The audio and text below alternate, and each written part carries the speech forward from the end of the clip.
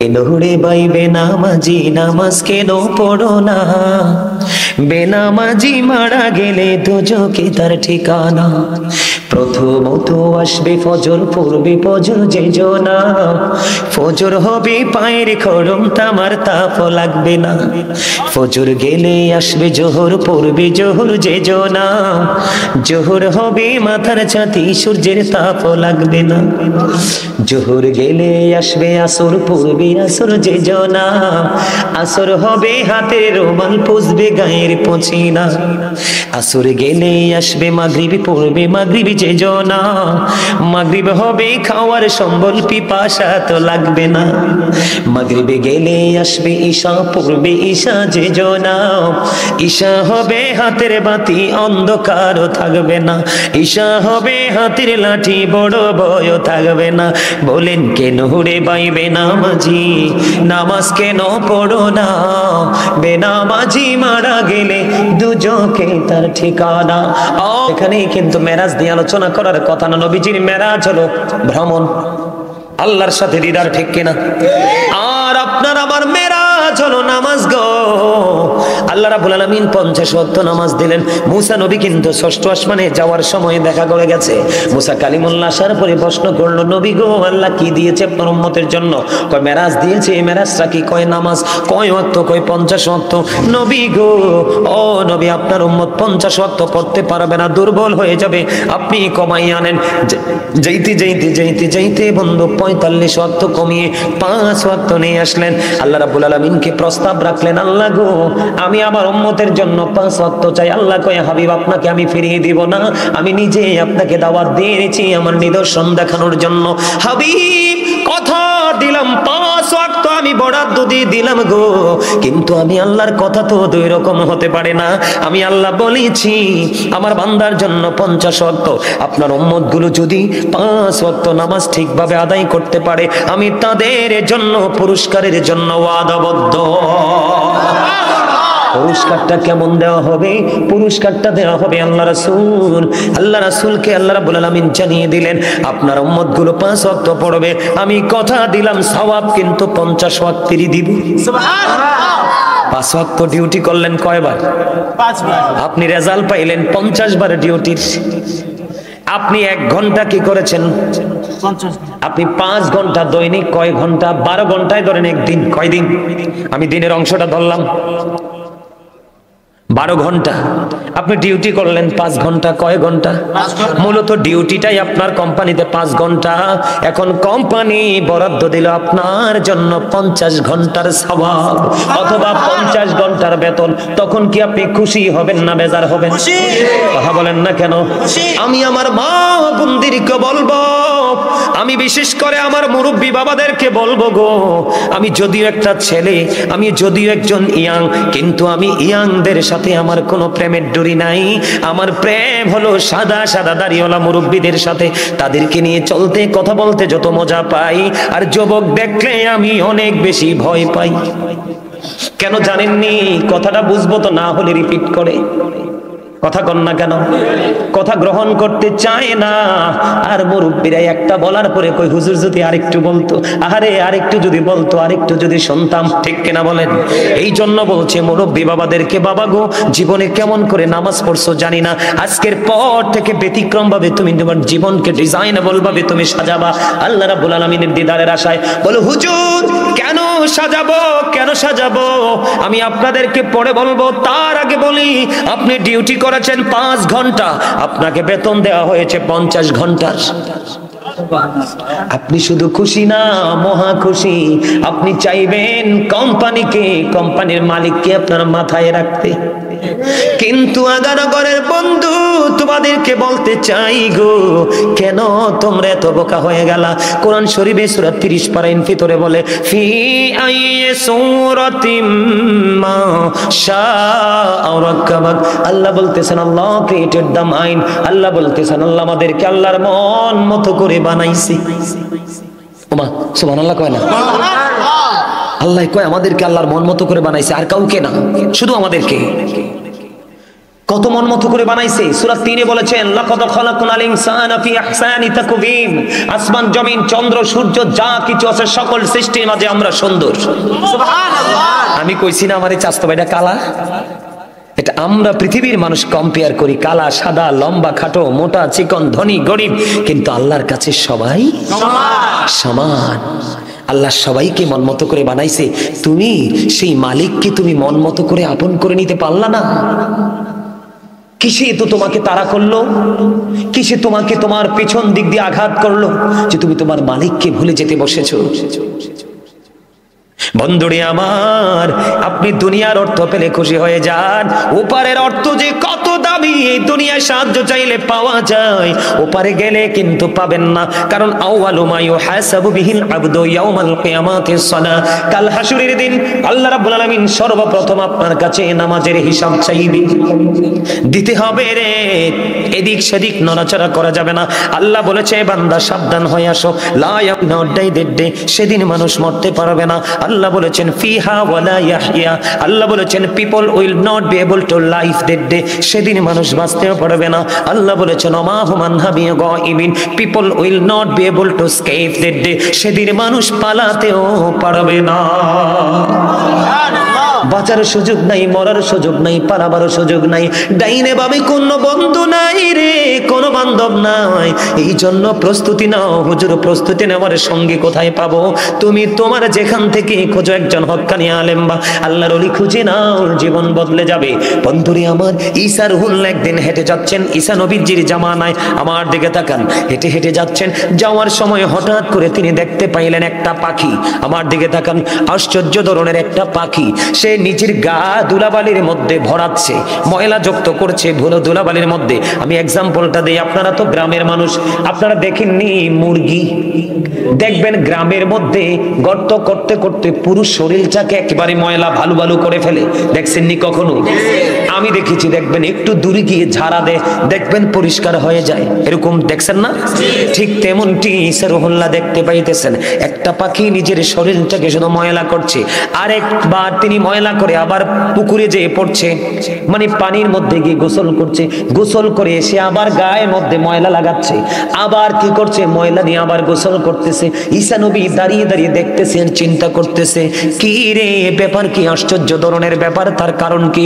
এবার আল্লাহ রাব্বুল আলামিনের পক্ষ থেকে ফেরেশতা পাঠিয়ে দিলেন, এসে বললেন, নবী গো, আল্লাহর নবী ঈসা গো, আপনি রহস্য খুঁজতেছেন, এটার রহস্য, এটা হলো আখিরি নবীর উম্মতের নিদর্শন। ঈসা রুহুল্লাহ বলতেছে, কেমন নিদর্শন? কই এই যে পাখিটা দেখতেছেন ময়লা করছে, এটা হলো আখিরি নবীর উম্মতের গুনাহ। আবার যখন দেখতে পান পাখিটা গোসল করছে পানির মধ্যে গিয়ে, ওই গোসল হলো আখিরি নবীর নামাজ, আখিরি নবীর উম্মতের নামাজ। নবী গো, ও নবী, আখির নবীর উম্মত যখন গুনাহ করবে, ওই পাখির বডির মতো তার জীবন, তার বডিটা ময়লা হয়ে যাবে, আমল নামাটা নোংরা হয়ে যাবে। যখন নামাজে যায় দাঁড়াবে, নামাজে দাঁড়ানোর সঙ্গে সঙ্গে তার গা থেকে গুনাহগুলো ঝরে পড়ে যাবে। এমনি করে করে 5 বার সে অপরাধ করবে, নামাজ পড়ার পরে গুনাহগুলো মাফ হয়ে যাবে। কত দামি রে আখির নবীর উম্মত, জোরে জোরে কন্যা সুবহানাল্লাহ। শুধু তাই নয়, শুধু তাই নয় রে, আরো মজার খবর আছে, বলবনি? হযরত আবু যর রাদিয়াল্লাহু তাআলা আনহু থেকে হাদিস কানা বর্ণিত। এখন কি শীত না গরম? শীত। আপনাদের বড়রা আগানগরে গাছের পাতা ঝরেনি? সব গাছের পাতা না, আমার দাদা খুব চালাক, সব গাছের পাতা ঝরে না। আসলে নারকেল গাছ, তাল গাছের পাতা কিন্তু ঝরে না, ঠিক কিনা কোন? শীতের কারণে ম্যাক্সিমাম গাছের পাতা কিন্তু ঝরে যায়। হাদিস শরীফ দেখেন, নবীজি উম্মত গুলোকে কেমন করে উৎসাহিত করছে, শেখাচ্ছে। আমার নবীজি একটা ডাক দিয়ে বললেন, শীতের দিনে নবীজি বের হলো, বের হয়ে চাইয়া দেখে গাছের পাতাগুলো শুষ্ক হয়ে ঝরে ঝরে পড়ছে।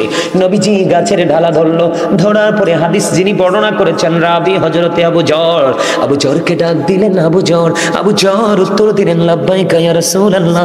আবু জর দৌড়ে আসলেন, নবীজি গো আমি হাজির। এবার নবীজি একটা ডাক দিয়ে বললেন, রে আবু জর, আবু জর তুমি চাইয়া দেখো গো, শীতের কারণে, শীতের দিনের কারণে গাছের পাতাগুলো বিরামহীন ভাবে ঝরে ঝরে পড়ছে।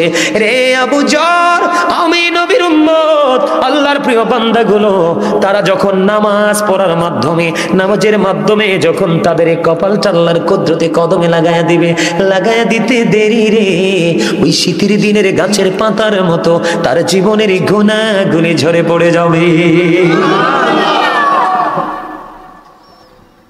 এর চেয়ে মজার খবর আর কি দিব বলেন? আমি আসলে আজকের বিষয় সম্পর্কে আমার কোনো ধারণাই নেই, একেবারেই নাই। আমি মন মতো করে একটা আলোচনা করব নিজের মতো করে। আসার পরে দেখি খুব সালা কতলা রেডি করে রাখছে। আলহামদুলিল্লাহ বলেন না, আর জোরে বলেন আলহামদুলিল্লাহ। মসজিদে পড়লে আজান সবার আগে যায়, নামাজ শেষে বাইরে এসে সুদের টাকা খায়। নামাজ হইল না রে তোর, নামাজের লইলি না খবর, ঠিক কিনা বলে? নামাজের ভিতরে তোমায় মশায় কামড় দিলে, মশা তুমি আগে মারো, রুকু সেজদা ফেলে। নামাজ হইল না রে তোর, নামাজের লইলি না খবর, ঠিক কিনা? আমরা এরকম মুসল্লি না? বলো হুজুর, এটাও যিনি লিখেছেন অত্যন্ত বিচক্ষণতা দিয়ে লিখেছেন, ওনারও বিবেক আছে। বলতে হবে রে, আমার দিকে তাকান বন্ধু, ইমাম বুখারীর নামাজ পড়ার সিস্টেম। ইমাম বুখারী নামাজে দাঁড়িয়ে গেল, ইনি নামাজ পড়তেছেন বন্ধু, নামাজ চলতেছে কন্টিনিউ, চলতে চলতে তোনার নামাজ শেষ হয়ে গেল। নামাজ শেষ হওয়ার পর ওনার ছাত্রকে ডাক দিয়ে বলো, বাবু এখানে আসো গো, আমার জুব্বাটা তুমি একটু উঠাও। উঠানোর পরে বললেন, চাইয়া দেখো আমার জুব্বার ভিতরে কি আছে। এবার চাইয়া দেখলো বন্ধু, আমরা ভেঙ্গুলো বলি আবার বল্লাও বলি, একটা হলুদ একটা কালো আছে না নাই? হলুদের তুলনায় কালোটা কিন্তু অত্যন্ত ভয়ঙ্কর।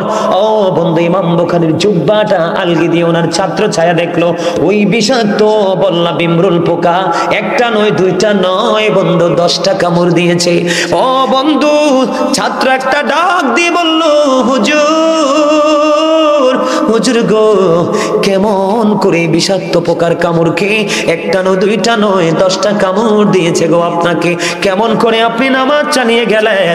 ইমাম বুখারী একটা ডাক দিয়ে বলল, এদিকে দাও, এদিকে দাও, দিয়ে যাও, এটা আমার কাছে দিয়ে যাও, এই এদিকে দাও, তুমি দাও, তুমি দাও, দাও দাও, এনে দাও, আমার কাছে দাও, হ্যাঁ ঠিক আছে, এই দেখো এটা আমার পকেটে নিলাম, আর ভাইতে না শেষ, এটা কিছু দাম আছে, এতে আমার লাল লাইট দিয়েছে, আমি হজাক নি, কত হুন্ডার হুন্ডা, ব্রিটিশ কারিগর এলাকা কইছে এটা নিলাম, শেষ। এই যে কথাটা বলছি, একটা ফাইন একটা হাসি দিয়েছেন সবাই, ক্লান্তি কম পক্ষে আধা ঘন্টার জন্য আবার চলে গেছে, আমি ফ্রিলি আধা ঘন্টা ওয়াজ করতে পারবো আরো, ঠিক কেন বলো? মজা লাগে না? এটা হচ্ছে ওয়াজের সিস্টেম। মুসল্লিরা যখন দুর্বল হয়ে যায় তখন হুজুরে কৌশল খুঁজতে হয় কিভাবে গোমটা দৌড়ানো যায়, একটা মজার জায়গা পাইছি, আলহামদুলিল্লাহ। এবার ইমাম বুখারী একটা ডাক দিয়ে বলল, নামাজে আমি যখন কোরআন তেলাওয়াত করছিলাম এত স্বাদ আমি পেয়েছি রে, ওই ভিমরুল পোকার বিষাক্ত কামড় আমার হৃদয় পর্যন্ত পৌঁছাতে পারিনি। আমার কোরআন তেলাওয়াত নামাজ এত বেশি বিমোহিত, মুগ্ধ করেছে, জোরে জোরে কন্যা সুবহানাল্লাহ। বন্ধু, তোমরা মুসল্লি, ইমাম সাহেব যখন নামাজে দাঁড়ায় রে, একটু কেরাতটা লম্বা করলে তোমরা গলা হড় দাও। আইসো সবার পরে, ইমাম সাহেব নামাজে খাড়াইছে, একটু মজা করে তেলাওয়াত করছে, তুমি সেটাও মানতে পারো না। ওই নামাজির জন্য কোনো জান্নাতের চাবি নাই। কথা বলেন না কেন? নামাজ পড়তে হবে কেমন করে, আমি আপনাদেরকে কন্ডিশনটা শিখাই, আমার দিকে তাকান। যখন আপনি নামাজে দাঁড়াবেন, নামাজে দাঁড়ানোর পরে আপনি মনে মনে চিন্তা করবেন আপনার সামনে যেন বাইতুল্লাহ, খানায় কাবা, জোরে জোরে কন্যা সুবহানাল্লাহ। আপনার চিন্তার সামনে দেখবেন আপনার সামনে খানায় কাবা, ওই বাইতুল্লাহ মক্কায় যেটা আছে, ঠিক কিনা বলে? আপনি আপনার ডান দিকে মনে করবেন জান্নাত, আপনি বাম দিকে মনে করবেন জাহান্নাম। আপনি মনে করবেন আপনার জীবনের এই নামাজটা আপনার জীবনের শেষ নামাজ রে। আপনি মনে করবেন আপনার পিছনে আজরাইল দাঁড়িয়ে আছে, নামাজ শেষ হইতে দেরি রে, ও বন্ধু আমার মরণটা হয়ে যাবে। এই চিন্তা যদি করে নামাজে দাঁড়াতে পারেন, এবং আপনি যেই মুসল্লার মধ্যে দাঁড়াবেন, যেই জায়গাটায় দাঁড়াবেন অথবা মসজিদে দাঁড়াবেন, আপনি মনে মনে চিন্তা করবেন আমি যেন ফুলচেরাতের উপর দাঁড়িয়ে আছি, একটু যদি অমনোযোগী হই আমি জাহান্নামে পড়ে যাব। আমি এই কথাটা কেন বললাম? ফুলচেরাত মানে হলো আপনি এতটা মনোযোগের সাথে নামাজ পড়তে হবে রে। অমনোযোগী নামাজীদের জন্যই বরাদ্দ আছে দুর্ভোগ, যেটা আল্লাহ কোরআনে বলেছেন ফাওয়াইলুল লিল মুসাল্লিন। বুঝে আসছে আমার কথা? এতটা সেন্সিটিভ ভাবে আপনাকে নামাজটা পড়তে হবে। আমাদের প্রত্যেকের মানসিকতা এমন হওয়া উচিত, কারণ আমাদেরকে একদিন যেতে হিসাব দিতে হবে। আল্লাহ বলছেন ইন্না বাতশা রাব্বিকা লাশাদীদ। আল্লাহ বলেছেন the seizing of Allah is difficult. Allah ধরা, আল্লাহর পাকড়াও বড় শক্ত, বড় কঠিন। আল্লাহ ধরার পরে বলছেন ইন্নাল্লাহা সারিউল হিসাব। Allah is quick to take account. Allah হিসাব গ্রহণে অত্যন্ত তৎপর, কঠোর। হিসাব নিবি চুকিয়ে চুকিয়ে কি করবো আমরা? এই জন্য আমাদেরকে অ্যালার্ট হতে হবে, সচেতন হতে হবে। আল্লাহর কোরআন দিয়েছেন, তারপরে বাকি সব রাসূলের মাধ্যমে হাদিস দিয়ে আমাদের কাছে মেসেজ পাঠিয়ে দিয়েছেন, শুধু আমরা গ্রহণ করব আর বাস্তবায়ন করব, তাই তো? বন্ধুরে আমার, আমার দিকে তাকান। আমার আপনার প্রাণের নবী বলেছেন এক রমজান থেকে আর এক রমজান পর্যন্ত রমজানের গুরুত্ব কত দেখেন। রমজান মাসে বন্ধু সুদ খাওয়া যাবে না, কাউকে বকা দেওয়া যাবে না, কাউকে গালি দেওয়া যাবে না, পরের হক মারা যাবে না। বন্ধু অনেক কাজ আছে যেটা আপনি আমি এখন করি, অনেকেই করি আমরা, এগুলো কোনো কিছু করা যাবে না। কারণ রমজান মাসে একটা আমল করা, যেমন একটা কোরআন খতম করলেন, একটা কোরআন খতমের বিনিময়ে আপনার আমল নামায় 700 কোরআন খতমের সওয়াব দেওয়া হবে। রমজান মাস এটা হলো মুমিনের জন্য, আখির নবীর উম্মতের জন্য স্পেশাল সার্ভিসের মাস। আপনি যদি সুন্দর করে করে শুরু থেকে শেষ পর্যন্ত আমল করতে পারেন, ও বন্ধু আপনি যেদিন মায়ের ওদর থেকে এসেছেন নিষ্পাপ হয়ে ঈদুল ফিতরের নামাজ পড়তে যাবেন, একটা রাস্তা দিয়া আর একটা রাস্তা দিয়া ঘুরে ঘুরে আপনি আপনার বাড়ি চলে আসবেন রে।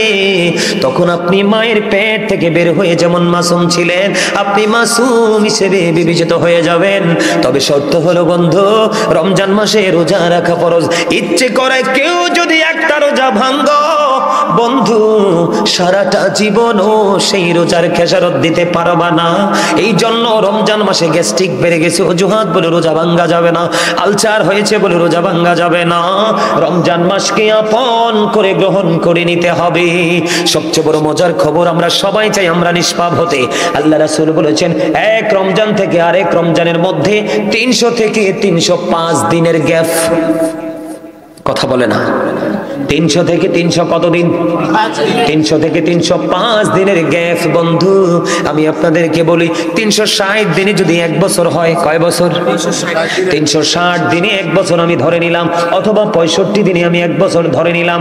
আপনি যদি এই বছরে যদি 30 দিন, ওই বছরে যদি 30 দিন, 29-এ গেলে তো সেটা আলাদা কথা। 30-এ 60 দিন আপনার রোজা মাইনাস হয়ে গেল রোজার মাধ্যমে। আরো 300 দিন বন্ধু অবশিষ্ট আছে রে। এই দুই দিকের 2 বছরের 2 মাথার রোজার কারণে 1টি বছরের গুনাহ আপনার মাফ হয়ে যাবে। তবে নবীজি শর্ত দিয়েছেন মুকাফফিরাতুল লিমা বাইনাহুন্না ইযা তুনিবাতিল কাবাইর।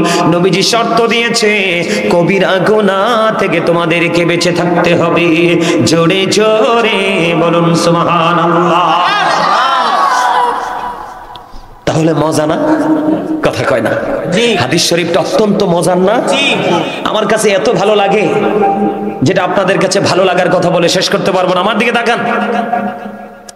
আল্লাহর হাবিব আমাদেরকে আপনাদেরকে বোঝানোর জন্য আরো বলেছেন, কারো বাড়ির আঙিনায় যদি একটা পুকুর থাকে রে, একটা জলাশয় থাকে, দৈনিক যদি তুমি 5 বার যদি গোসল করো, কয়বার? 5 বার। দৈনিক 5 বার যদি আপনি যদি গোসল করেন বা আমি যদি গোসল করি, আমরা একবার গোসল করলেই তো পুরো ময়লা দূর হয়ে যায়। গায়ের মধ্যে কমপক্ষে 2 ঘন্টা থাকে বন্ধু সাবানের যে সেন্ট, কথা কন না কেন?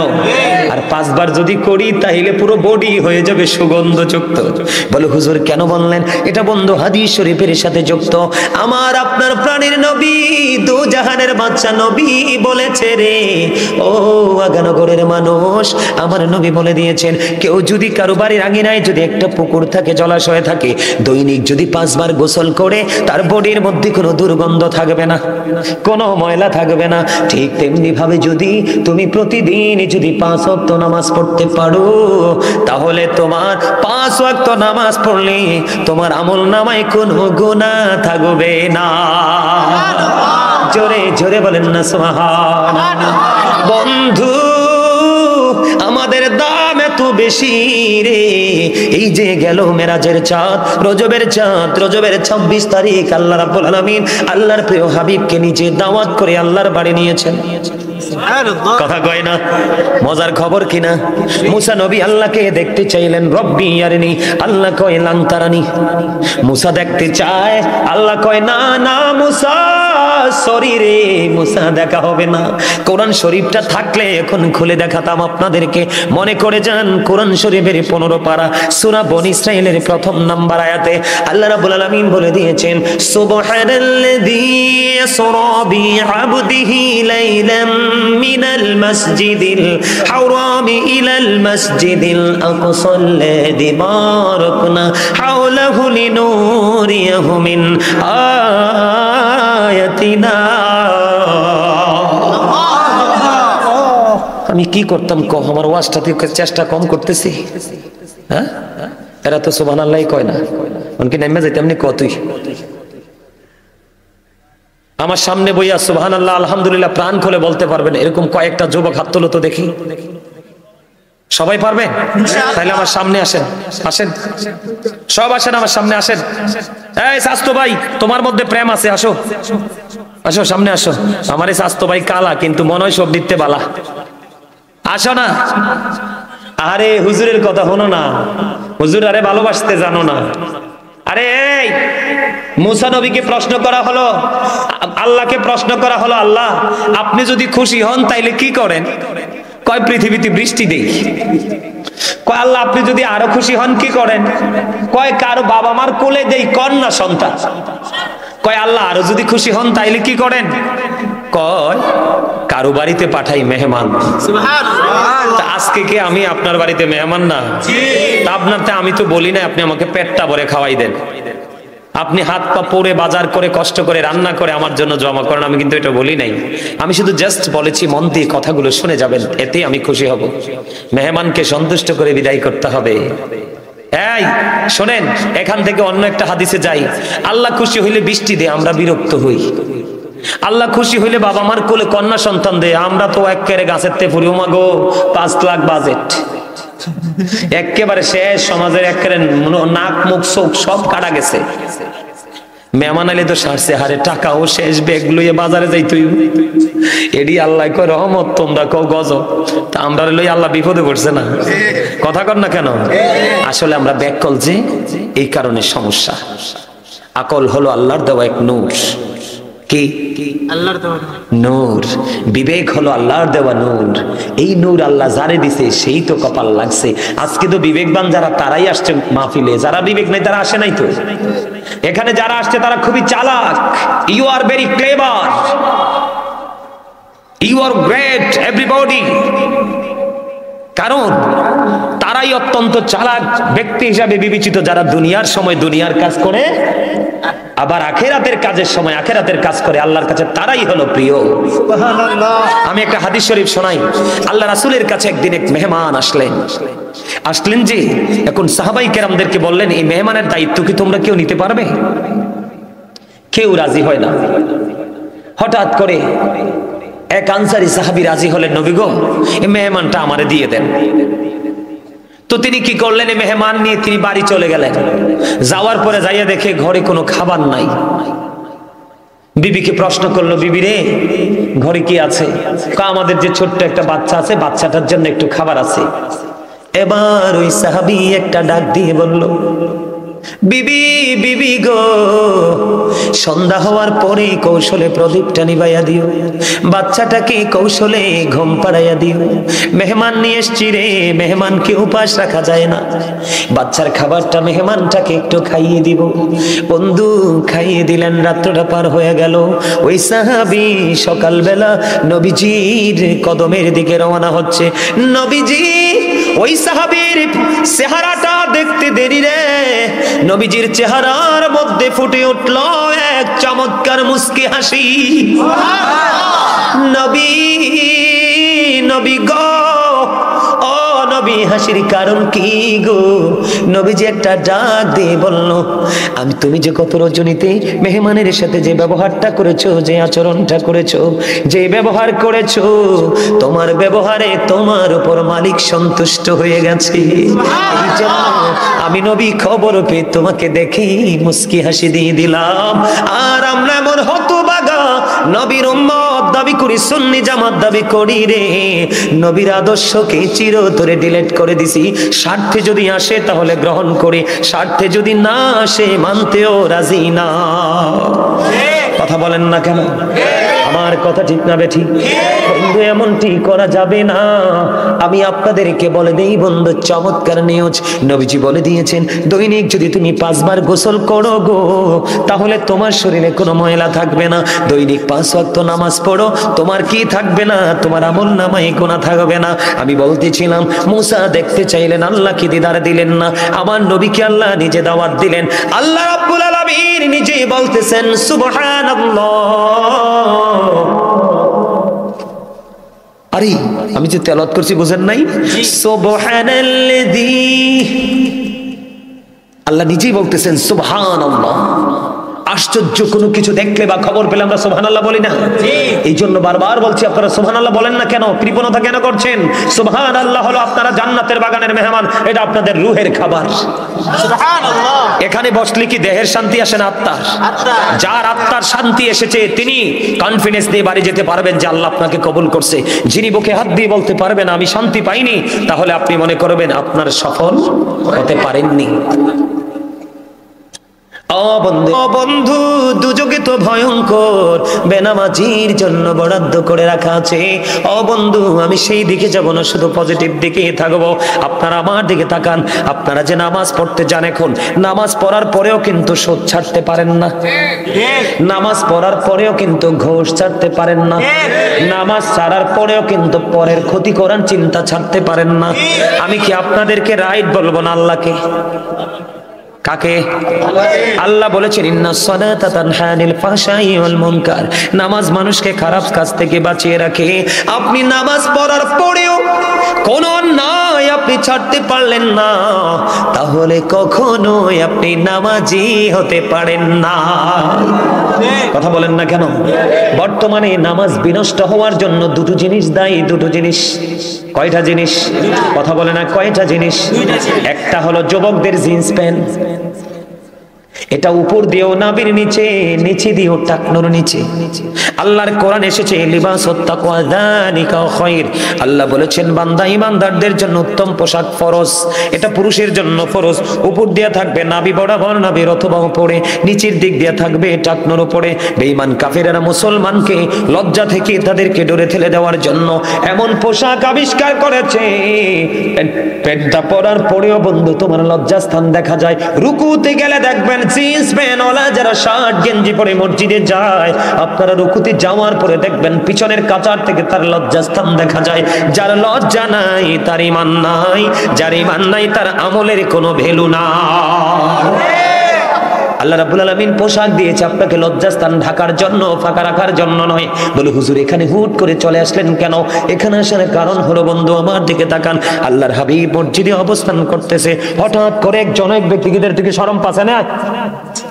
হ্যাঁ কনে বিজা এই জাত কো বিজা আইতে কিছু দেন, হ্যাঁ না কি লেনে বাবার কাছে বল, এতে সুবহানাল্লাহ কোন ডরে পিছনে যাই বেশি। আপনারা হাসানোর জন্য কথাটা বলছি, আপনারা হাসতেও তো জানেন না। আমার মনে হয় আপনারা অল্প সময়ের মধ্যে হার্ট অ্যাটাক করে মরবেন। কারণ যেই মানুষ এমনি থাকে, এগুলো হঠাৎ করে নাই হয়ে যায়। কই কি হয়েছে? কই স্পোর্ট ড্যাড। কি হয়েছে? কই হার্ট অ্যাটাক। তো করবো না, সারাক্ষণ পেঁচার মতো থাকে। আর যেটা দেখবেন সব সময়, আমি যে আলোচনা করতেছি এত লম্বা সময়, আমি 9:30 ধরছি, এখন বাজে কয়টা? অল্প সময় বাকি, 11টা বেজে যাবে। তা আমি যে এত লম্বা সময় হ্যাঁ 10 মিনিট বাকি, তা আমি যে আলোচনা করতেছি আমার মধ্যে কোনো ক্লান্তি দেখতেছেন? আমি কি হাসি খুশি না? এই বুঝাসান আল্লাহ কি পরিমাণ রহমত মাথার উপর দিয়ে হেডের ভিতর দিয়ে ডালি দিছে। আলহামদুলিল্লাহ কর না কেন? আর জোরে রহমত লাগবে না? লাগবে তো, এক কানা দি দিও। এরপরও হাসতে আর নামিয়ে হেনির কথা কইছি, নোয়াখালীর কথা কইছি আর কি, এক কানা। এরপরও হাসতে আর না, চাই দাঁত আসেনি, চাই চাই দাঁত দেন তো, চাই সুন্দর নি দেয়াই দেখতো না, লজ্জা পাইছে তো। কথা কইতাম নি একখানা, দরকার না? আমার দাদারা কিন্তু বিরক্ত অনকার যুগের ফোলাইনের সাইল চলন দেখে। আপনারা বিরক্ত না? পোশাক পরে কেমনে, আড়ে কেমনে, কথা কই কেমনে, কই কি আছে খবরই তো নাই। ঠিক না কন? সামনে দেখি উড়াজাহাজ যায় না, হেলিকপ্টার যায় না, ব্যান গাড়ি যায়, হেতনের খবর নাই। কারণ হেতে তো আছে, হেতে ডিজিটাল রূপ লই। কথা কন না কেন? না মিশে কইছি? দেখেন না বাঁশ কেমনে খাইতে আছেন, বাঁশ একেবারে তো রং তামাশা করতে করতে, ওরে বাপরে বাপ, হামসে বড় কোন হে আল্লাহ কৌমা। হেতে কি কয়? এতে সকালে কি খাইছে, এতে বিকালে কি খাইবো জানে না। এতে আজকে বাচ্চা রয়েছে, কালকে বাঁচবো কিনা জানে না। এতে আজকে এখন এখানে আছে, কালকে এতে কই যাবো এটা জানে না। হেতে আবার অহংকারও করে। কি করে? এতে বোকা না? কবি কি কয়? কাগজ কাট করে ঘুড়ি বানা কর, উড়াতা হ্যায় আসমান মে, ঘুড়ি বেচারা क्या करेगा रोशी मौला का हाथ में। কিছু বুঝছেননি? আপনার দেহটা কাগজের ঘুড়ির মতো, আত্মাটা হইল রশির মতো, নাটাই হলো আজরাইল, মালিক হলো স্রষ্টা, যাকে বলা হয় there is no God but Allah. Allah is one, যিনি লা শারীক, যিনি আহাদ, যিনি এক, যার সাথে কোনো শরীক নেই। তিনি অর্ডার করবে আজরাইলকে, just time, no complain, no argument, just finish. সাথে সাথে কথা বলেন না কেন? আরে জোরে, আরে জোরে। হাতে মারা গেছে অ্যাক্সিডেন্ট করি, কয়তে অ্যাক্সিডেন্ট করি মরে গেছে। আসলে হাতের কপালে গুলো লেখা ছিল, কো কেমনে মরছে, it is just an accident. কি অ্যাক্সিডেন্ট? কিন্তু হাতের যে বাজেট এন দিয়ে কইতে না তো, না ছিল আবাসিনি, কথা কয় না। আরে নাইচা লাভ আসেনি, কাগজের ঘুড়ি বানাইছে বডিটারে, আর আত্মাটারে বানাইছে রশি, টান দিলেই তো বের হয়ে যাবে। আপনাদেরকে আমি সহজে বুঝাই, তারপর আবার যাবো জিন্স প্যানে। আমরা যখন ঘুড়ি ঘুরাই না ছেলেরা, রটি নাটার মধ্যে রশিটা আটকায় না, আটকালে খোলা আকাশে ছেড়ে দেয়। কিন্তু ছেলেরটার মনে হচ্ছে যে আমি ঘুড়ি উড়াইতে উড়াইতে ক্লান্ত হয়ে গেছি, নাটাই ধরে টান দে। তো ঘুড়ি কি আর আকাশে থাকে না, ঘুড়ির মালিকের হাতে। ঠিক আপনার আমার সেম টু সেম ঘটনা। কি আরো জোরে? ওই বহুত আগে একটা গান শুনছিলাম, বহুত আগে, কইতাম নি? ডাক দিয়াছেন দয়াল আমারে, রহিব না আর বেশি দিন তোদের মাঝারে। কথার মানি বুঝছেন? কথা বুঝছেন? মনে রাখবেন, সব কিছুরই শুরু আছে, শেষে হয়ে যায়। অনেক আগে শুনেছি, শ্রাবণে সে ঝরে ঝরে সেও ফিরে যায়, দুঃখের শেষে শোক এসে দুয়ারে দাঁড়ায়। সব কিছুরই শুরু আছে, শেষে হয়ে যায়। আপনার জীবন দিয়ে শুরু, মরণ দিয়ে শেষ। এর ফাঁকে যদি একটু কষ্ট করে যেতে পারেন, তাহলে রেজাল্ট মিলবে। হুজুর সুর দিলেন যদি আপনাদের কাছে পরিচিত সুর, কিন্তু এটা যিনি লিখেছে অত্যন্ত বিচক্ষণ ছিলেন। আমি ছোট থাকতে শুনেছিলাম, আল্লাহ বলেছেন ফা ইন্না মাআল উসরি ইউসরা। আসেনি রে? আল্লাহ কয় নিশ্চয়ই দুঃখের পরেই আছে সুখ। তাইলে যিনি লিখেছিলেন সেই ঈশ্বরে ঈশ্বরে তিনি কি বিচক্ষণ ছিল না? জি। কথা বলেন না কেন? শোনেন, আপনি সুর শুনলে চলবে না, সুরের মানি বুঝতে পারলেই তাহলে আপনি হবেন মুক্ত। সুরের কথার মানি বুঝতে না পারলে আপনার কোনো লাভ হবে না। আমার দিকে তাকান, যুবকদের কাছে খারাপ লাগতে পারে, কিন্তু আইসে কি বলবো, আপনার এটা খারাপ লাগারও কিছু করার নাই, খারাপ লাগলেও এই কারণে কিছু করার নেই। রাসূল কি বলে দেখেন, নামাজের নিয়ত করে বলছে, বন্ধু হাদিস শরীফ নামাজের সাথে যুক্ত, নামাজের নিয়ত করে ফেলেছে, নবীজি বললেন তুমি ওযু করে আসো, তার মানে নামাজ ভাঙতে হবে, ঠিক কিনা? আবার তিনি ওযু করে আসলেন, আসার পরে তিনি আবার দুইবার আবার তিনি নামাজের নিয়ত বাঁধলেন, নবীজি আবার বললেন তুমি ওযু করে আসো, 2 দিনে, তার মানে আবারও তাকে নামাজ ভাঙতে হবে। নবীজি বললেন 2 বার তিনি ওযু করে আসলো, 3য়বার নবীজিকে প্রশ্ন করা হলো, ইয়া রাসূলুল্লাহ বারবার কেন বলছেন গো নবী নামাজ ভেঙে ওযু করে আসতে, নবী গো সমস্যাটা কোথায়? নবীজি বললেন সে যে পোশাক পরেছে কিয়ামত পর্যন্ত নামাজ পড়তে পারবে রে, ওই নামাজ আল্লাহর দরবারে কবুল হবে না, কারণ তার জন্য নামাজের ক্ষেত্রে এবং চলার ক্ষেত্রে, জীবন পরিচালনার ক্ষেত্রে পোশাকের একটা কন্ডিশন আমার আল্লাহ দিয়েছে, এটা উপর দিয়ে থাকবে নাভি বরাবর অথবা নাভির উপরে, প্যান্ট বলেন, ট্রাউজার বলেন, পায়জামা বলেন, লুঙ্গি বলেন, নিচে দিয়ে থাকবে সেটা টাকনুর উপরে। এই জন্য বলছেন যে বারবার ওযু করছে ঠিকই, নামাজে দাঁড়াচ্ছে ঠিকই, কিন্তু তার পোশাকটা শরীয়তের সীমা লঙ্ঘন করেছে। এই জন্য নামাজ আল্লাহর কাছে পৌঁছাতে হলে আপনার পোশাকটা সঠিক করে যাবেন। 2 নাম্বার সমস্যা হলো বন্ধু, আল্লাহ রাসূল বলেছেন লা তুকবালু সালাতুম বিগাইরি তুহুর ওয়ালা সাদাকাতুম মিন গুলুল, নবীজি বলেছেন পবিত্রতা ছাড়া ইবাদত কবুল হয় না, হালাল টাকা ছাড়া দানও কবুল হয় না। এখনকার ছেলেরা দেখতে পাই জিন্স প্যান্ট, এত অসভ্য বন্ধু, ইহুদি খ্রিস্টানেরা দাঁড়ায় প্রস্রাব করে, এমন শয়তান না প্যান্ট পড়ছে বন্ধু, প্রস্রাব তো বৈশা করতে পারবে না, নিচটা ভিজা যাইব, এখন খাড়িয়া প্রস্রাব করে দেয়, দেয় কি দেয় না? হুট করে বন্ধু দাঁড়ায় একটু পানি খরচ করে মসজিদে চলে যায়, ওই গর্দব তুমি জানো না পুরুষের প্রস্রাব করার পরে কিন্তু হুট করে প্রস্রাবটা বন্ধ হয় না, একটু সময় লাগে। তুমি আজকের পর থেকে টিস্যু বা মাটির টুকরো বা ইটের টুকরো নিয়ে হেঁটে হেঁটে দেখবা, তুমি একটু পরে দেখবা টিস্যুটা তোমার প্রস্রাবে শেষে ভিজে গেছে। তুমি যতক্ষণ পর্যন্ত স্যাটিসফাই হতে না পারবা ততক্ষণ পর্যন্ত তুমি ওযু করো না, কারণ ইবাদতের চাবি হলো পবিত্রতা, ঠিক কিনা বলে?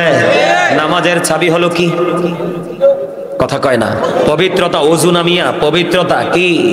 পবিত্র হয়ে তারপরে ওযু করবেন। আর জান্নাতের চাবি হলো নামাজ। এটা হাদিস শরীফ। কি নামাজের চাবি? কি নামাজ, পবিত্রতা। নামাজের চাবি কি? মুখস্থ করেন। নামাজের চাবি কি? নামাজের চাবি কি?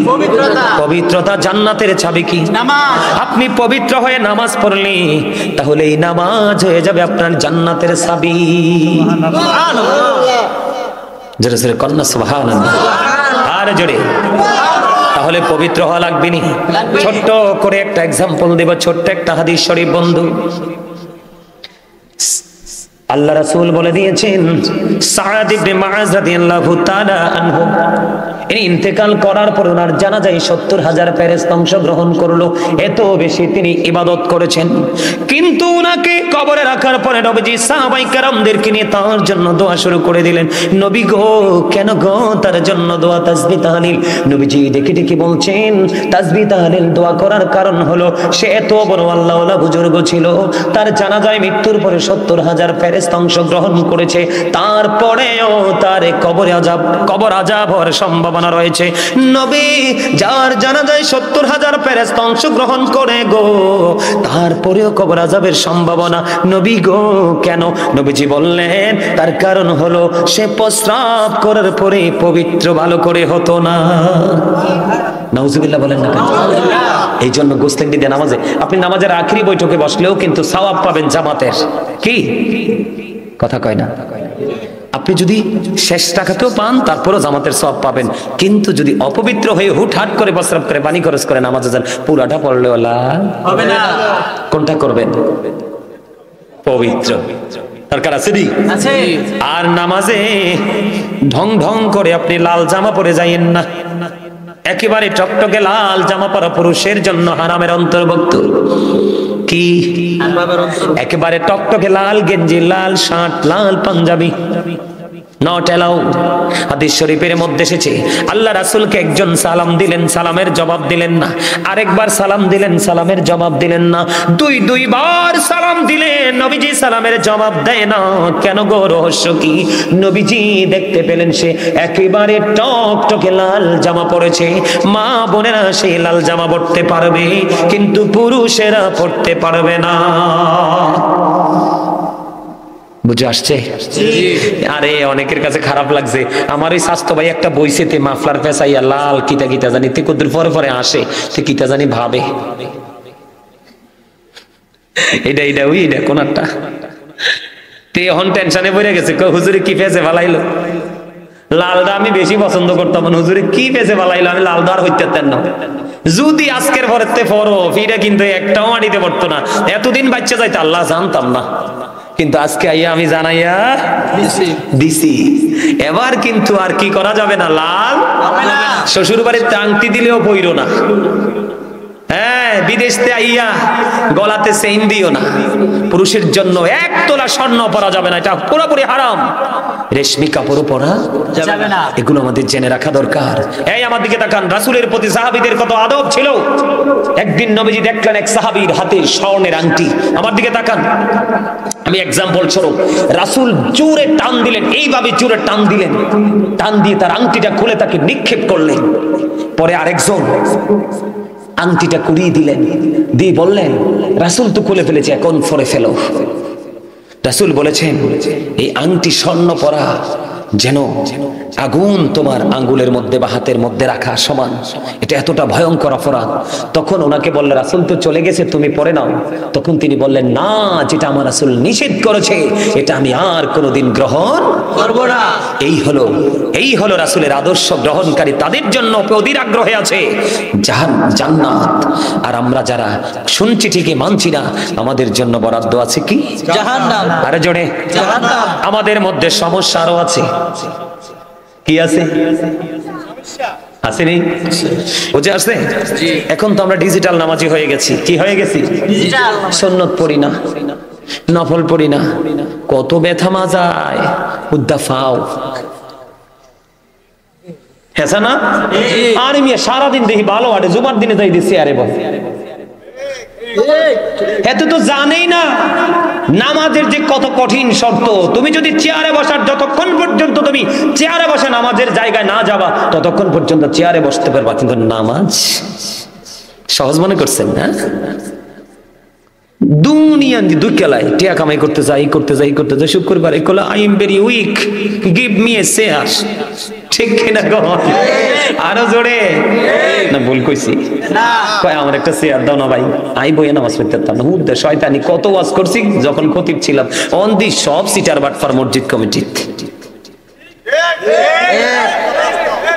হ্যাঁ, সেক্রেটারি কোন, মুতোয়াল্লি কোন, সভাপতি কোন, ইন্টারন্যাশনাল সিটার। আমি জুমার দায়িত্ব ছেড়ে দিয়েছি। আমার মা বলেছে সারাদিন কিতাব পড়বা আর মাঠে মাঠে দৌড়ে সাধারণ মানুষকে দিনে শিক্ষা দিয়ে তাদেরকে দক্ষ করে গড়ে তুলবা। এরা মনে করে হুজুর আছে কে চাকরি করে, হুজুরদেরকে যদি কেউ চাকর মনে করে, এর চেয়ে বড় নিকৃষ্ট মানুষ আর কেউ হতে পারে? আলেমদেরটা হচ্ছে গোলামি।